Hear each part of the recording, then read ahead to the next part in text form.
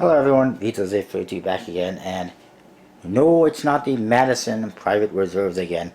This is the Scarlet Pearl deck, which, as you can see, has nothing on the front of the box, although it's got a very interesting, almost glittery type front to the box. The box itself was made by the designer at home. He did it himself. This deck was created by a fellow YouTuber, Eli Retschlag, which I hope I'm pronouncing it incorrectly. Retschlag Magician. I'll post the link down below. He's a good magician, and he does a lot of deck reviews himself. He decided to create his own personal deck of cards. This is the end result. Although I seem to recall somebody else on YouTube doing that. Oh yeah, that was me with the Vito's A42 deck. Anyways, not saying that he's copying anything like that. He obviously did it for himself, and my deck kind of pales in comparison. So the front of the box, nothing. It's a very standard, very plain, simple box. On the side, nothing, but you do see that he did some embossing on it. It just looks like it needs some writing on it or something. And then same on the other side. But it's nice. It gives that impression of a tuck box. I like that he did that instead of it just being a flat side. And then the top, same thing. The bottom, same thing, and there is a 6, or is it a 9? I'm not really sure. I think this is actually, what it is it tells me that this is deck number 6, or 9. I'm not 100% sure which one, but I think that's what it is. It's a numbered deck. The back, again, more embossing, and it kind of shows you the pattern that you'll see on the back design, which is pretty cool. And the seal, again, he also custom made that. It's a ER for Eli Retschlag, and it's reversible, mirror imaged. And on the flap, his signature, which is really cool. A nice gold marker of some sort. And then we get inside. Now this is a card that he sent along with it that I threw in there because it fit. It's got the same pattern as the back design. It looks like he just used some leftover boxes or some that didn't turn out so good to make this. And he just glued this on the front. It is instructions on how to read the marking system because it is marked. Here's his name again, Eli Retschlag. It tells you about the markings. And it also tells you about a reveal on one of the cards. And I'll explain all that. So here's the Joker. Pretty cool. Kind of simple. Nothing wrong with that. There's a J in the corners and just a gesture type guy. Looks a little bit mad. You don't really see a face, just his eyes and his mouth. It's different. It's unique. I like it. I like the colors. They really pop. The back design, fabulous. And again, it's got his signature logo in the center with a star. You got some red, you got some black, and it's got a pearl, I guess, type pattern to it. Very interesting. The other Joker is identical, but you will see something if you look deep into his eyes. Look deep into his eyes. Is that your card? The Three of Clubs?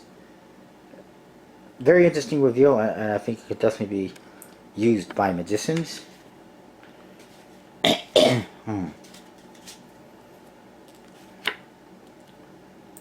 The Ace of Spades says the ER playing card company at the bottom, and it's got the same pattern and colors as the back design, and even split diagonally with a white stripe, just like the back design, which is pretty cool. Although maybe he could have put his logo on there, but it's not necessary. The other aces, you get the same pattern in them. And it's a nice big pip. He did that intentionally. He could have just made them standard size, but that looks a little bit better, in my opinion. And diamonds. Court cards, fairly standard, but he did customize the colors and gave it that pearl look to them. And all the faces are custom. representing people in his life. Not sure who those people are. That's his own business. And it doesn't really matter. But they do look good. And they're not standard. So, I mean, they're 90% standard or 80% standard, if you will. But they're cool. I like them. The index has also got that custom color to them, as does the pips.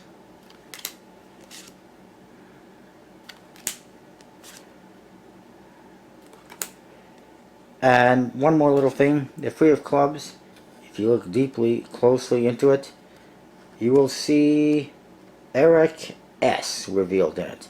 Eric S. is a magician friend of his, also a friend of mine, Eric Stevens, and you can buy some of his tricks online. I think they're on Penguin Magic, and I'm not sure where else, and he's also got his website.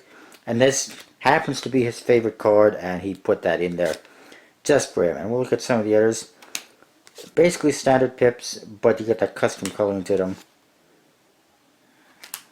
And that's that. The cards were printed by MakePlayingCards.com. They've got a pretty thick stock compared to a bicycle. They do spread pretty nicely, a little clumping. But that's to be expected with a deck that is not USPC or Expert Playing Card Company, for that matter. But it does look pretty good, and maybe breaking them in a little bit more will get a little bit better, or I don't know. I know fanning wise they do clump a bit. I don't know why it is. I've seen him use it. I've seen his reviews, and he can handle them like butter. But me, I don't know, for some reason not so much. I do think it is a lovely deck, and anyway, I just wanted to thank Joey of thefluss.com.au and Eli for sending me this deck. I really appreciate it. Now this deck, if you're looking to buy it, unfortunately sold out. He only had a handful of them really available. He didn't have too many, I don't know, 10, 20 that he printed for himself, and he sold some of them. However, there is another 100 that are being made and will be available through Card Launcher. I believe they're being given away to every 20th registered, to every 20th person to register. So it's an opportunity to get them, I believe. Don't quote me on that, I could be wrong, but it's something like that. They are doing giveaways for people who sign up, which is awesome. And so it might have an opportunity to pick some up there. I'm guessing they are still Make Playing cards. But anyways, pretty awesome, even if I can't handle them that well. I like them, and I really appreciate getting them. That's what I got. See you next time. Oh, wait. I forgot to mention, these cards are marked on the back, as I was saying. With this, talks about the marking system. And I can tell you right now that this card is a black card. This one is a red card. This one is a black card. This one is a black card. You can give it some cuts.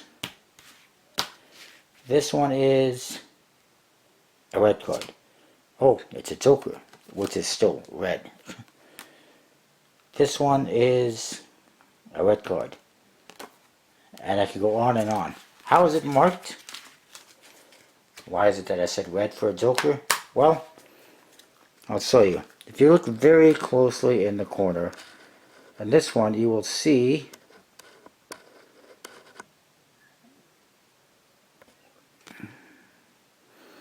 a little gray dot. That tells me it's a black card. If you see, and maybe, I don't know if I'm supposed to give this away, but whatever. If you don't see that dot, and you will instead see a red dot on the opposite corner there, it means it's red, or it's a Joker. If you're using these for performance, I would recommend getting rid of the Jokers, so that you don't go red and reveal a Joker. Although you could do what I did and just go, well, it's still red, but you're better off to probably not use them.